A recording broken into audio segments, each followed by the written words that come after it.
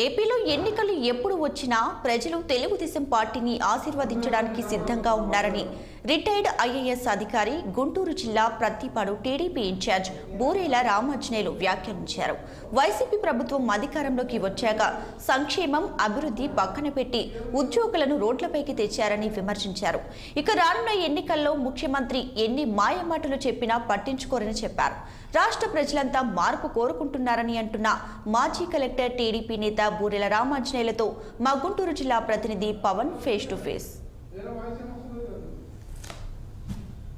ప్రతి వ్యూహాలు రచిస్తూ ఉన్నారు. ఇప్పటికే రాష్ట్ర ముఖ్యమంత్రి వైఎస్ జగన్మోహన్ రెడ్డి కూడా 11 మంది ఉన్నటువంటి సిట్టింగ్ ఎమ్మెల్యేని మారుస్తూ కూడా ఇప్పటికే ఉత్తర్వులు జారీ చేసిన నేపథ్యంలో ఇదే సంబంధించి కూడా అంశానికి సంబంధించి మనతో మాట్లాడేందుకు కూడా మాజీ ఐఏఎస్ కలెక్టర్ బూరెల రామాంజనేయులు ప్రస్తుతం మనతో ఉన్నారు. ప్రస్తుతం ఆయన పత్తిపాడు నియోజకవర్గ ఇన్ఛార్జిగా కొనసాగుతున్నటువంటి నేపథ్యంలో కూడా ఈ మధ్య కాలంలో కొత్త వ్యక్తిని కూడా అక్కడ నియమించడం జరిగింది. మరి రానున్న ఎన్నికల నాటికి కూడా ఏ విధంగా ఆయన ముందుకెళ్తున్నారు అంశంపై ప్రస్తుతం మనతో మాట్లాడేందుకు ఆయన ఉన్నారు. సార్ చెప్పండి, ఇప్పటికే కూడా చూస్తూ ఉన్నాం రాష్ట్రంలో పరిణామాలు కూడా పూర్తి స్థాయిలో భిన్నంగా ఉన్నాయి. వైనాట్ 175 అనేటువంటి కార్యక్రమం ద్వారా ముఖ్యమంత్రి ముందుకెళ్తా ఉన్నారు. మరోపక్క చంద్రబాబు కూడా దానికి తగ్గట్టుగా వ్యూహాలు రచిస్తూ ఉన్నారు. ఎలా ఉండబోతుందంటారు? ఇప్పుడు ప్రజలందరూ అడుగుతున్నారు వైనాట్ 175, దళితులు అడుగుతున్నారు మా 27 స్కీములు రద్దు చేసినందుక మళ్ళా జగన్మోహన్ రెడ్డి ముఖ్యమంత్రి అని. బీసీలు అడుగుతున్నారు 30 స్కీములు రద్దు చేసి మమ్మల్ని అనాథలు చేసినటువంటి జగన్మోహన్ రెడ్డి మళ్ళీ ముఖ్యమంత్రి ఎందుకు అవుతున్నాడు, ఏం మిగిలిందని అవుతున్నాడని. అదేవిధంగా మైనార్టీస్ కూడా దాదాపు 11 స్కీములు పోగొట్టుకున్నారు. మరి ఎస్సీలు, ఎస్టీలు, బీసీలు, మైనార్టీలు, కాపులు కూడా 7 స్కీములు రిజర్వేషన్లతో సహా అన్నీ పోయినాయి.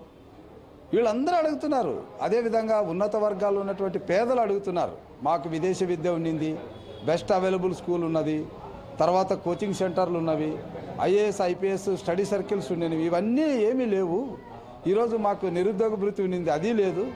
కాబట్టి ఏ రకంగా మళ్ళీ మాకు జగన్మోహన్ రెడ్డి ఏం ఉద్ధరించాలని మళ్ళీ వస్తున్నాడో మాకేమో అర్థం కావడం లేదు. కాబట్టి ఈసారి మేము ఏవైతే బడుగు బలహీన వర్గాల వాళ్ళకి 120 స్కీముల ద్వారా తనకు ఉన్నటువంటి మొత్తం 5 సంవత్సరాల్లో 7.5 లక్షల బడ్జెట్లోనే 3 లక్షల కోట్లు సంక్షేమానికి ఖర్చు పెట్టినటువంటి చంద్రబాబు నాయుడు గారికే తిరిగి పట్టం కడతామని ప్రజలు నిర్ణయించున్నారు. ఎందుకంటే జగన్మోహన్ రెడ్డి బడ్జెట్ ఈ 4.5 సంవత్సరాల్లో దాదాపు 10,000 కోట్ల పైన ఉంది.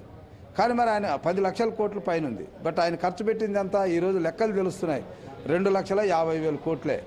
కాబట్టి కొత్తగా పెట్టింది ఏమి లేదు, ప్రకటనలు ఎక్కువ ఉన్నాయి అంతే. కాబట్టి ప్రజలు నిర్ణయించారు, సంక్షేమంతో పాటు అభివృద్ధి కావాలని ప్రజలు కోరుతున్నారు. గుంతల రోడ్లో ప్రయాణం చేయాలని ఏ 2 వీలర్, ఏ మోపేడ్ డ్రైవర్ కూడా ఆలోచించడం లేదు. ప్రతి ఒక్కరూ మాకు మంచి రోడ్లు ఉండాలా, మంచినీళ్ళు ఉండాలా, సిమెంట్ రోడ్లు ఉండాలా, మంచి విద్య ఉండాలా అని అందరూ కోరుతున్నారు. తర్వాత మా చదువుకున్న పిల్లలకు భవిష్యత్తు ఉండాలా, ఇవన్నీ ఉన్నాయి. డాక్రా మహిళలు కూడా ఆలోచిస్తున్నారు. మా కార్యక్రమాలు అన్నీ స్తంభించిపోయినాయి, ఈరోజు బ్యాంకుల్లో మాకు రుణాలు లేదు, ఉన్న పాత రుణాలు తిరిగి రాస్తున్నారు అనేటువంటి ఆలోచనతో కూడా ఉన్నారు. కాబట్టి మొత్తం అన్ని వర్గాల వారు టోటలీ డిసైడెడ్. అంటే తెలంగాణలో కూడా ఇప్పుడు ప్రజలు మార్పు కోరుకున్నారు, అక్కడ కూడా మరి ఇక్కడ కూడా కోరుకుంటున్నారంటారా? ఆల్రెడీ కోరారమ్మా, ఆల్రెడీ కోరారు. కాబట్టే మీరు ఎప్పుడు రానటువంటి అంగన్వాడీ కార్యకర్తలు ఈరోజు రోడ్డు మీదకి వచ్చారు, మున్సిపల్ సిబ్బంది రోడ్డు మీదకి వచ్చారు, ఆశా వర్కర్లు రోడ్డు మీదకి వచ్చారు. ఒకరేంటి అన్ని వర్గాలు, ఈరోజు వాలంటీర్లు, మరి ప్రభుత్వానికి ప్రాణప్రదంగా ఉన్నటువంటి వాలంటీర్లు కూడా రోడ్డు మీదకి వచ్చారు. కాబట్టి ఒక వర్గం కాదు, అన్ని వర్గాల వారు విసిగిపోయారు. ఈ ప్రభుత్వాన్ని ఎంత తొందరగా ఇంటికి పంపితే అంత మంచిది. ఈ రాష్ట్రానికి రాజధాని వస్తుంది, ఇక్కడున్న ప్రజలకు మంచి జరుగుతుంది, యువతకు ఉద్యోగాలు వస్తాయి, మళ్ళా రైతులకు మంచి జరుగుతుందని అందరూ ఎదురు చూస్తారు. తెలుగుదేశం పార్టీకి రానున్న ఎన్నికల్లో అపూర్వ స్పందన లభిస్తూ ఉంది. రాబోయే ఎన్నికల్లో ప్రజలంతా కూడా తెలుగుదేశం పార్టీకి పట్టం కట్టేందుకు సిద్ధమవుతా ఉన్నటువంటి నేపథ్యంలో కూడా పూర్తి స్థాయిలో ఇప్పటికే గుంటూరు జిల్లా పత్తిపాడు నియోజకవర్గానికి సంబంధించినటువంటి ప్రజలు ఆశీర్వదించేందుకు సిద్ధంగా ఉన్నారు. తప్పకుండా 30,000 మెజార్టీతో కూడా నేను పత్తిపాడు నియోజకవర్గంలో గెలవబోతున్నానంటూ కూడా మాజీ ఐఏఎస్ కలెక్టర్ బూరెల రామాంజనేయులతో మాత్రం స్పష్టం చేస్తూ ఉన్నారు. ఏదేమైనా రాష్ట్రంలో రోజు రోజుకి మారుతున్నటువంటి పరిణామాల నేపథ్యంలో కూడా ప్రస్తుతం ఎప్పుడు ఏం జరుగుతుందనేది ఒక ఉత్కంఠమైనటువంటి వాతావరణం అయితే ప్రస్తుతం గుంటూరు జిల్లాలో కనిపిస్తూ ఉంది. కెమెరా పర్సన్ రాజేంద్రతో పవన్ 6 టీవీ.